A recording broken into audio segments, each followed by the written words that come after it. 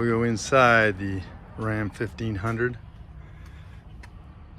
It's like a time capsule. Seats like brand new. I think this is the first of the big consoles back then. Dashboard, everything in perfect condition. There's your mileage.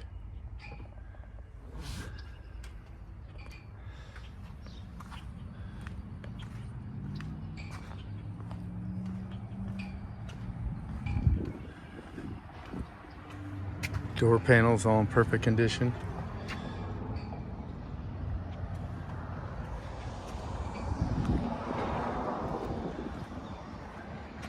Same thing under the hood.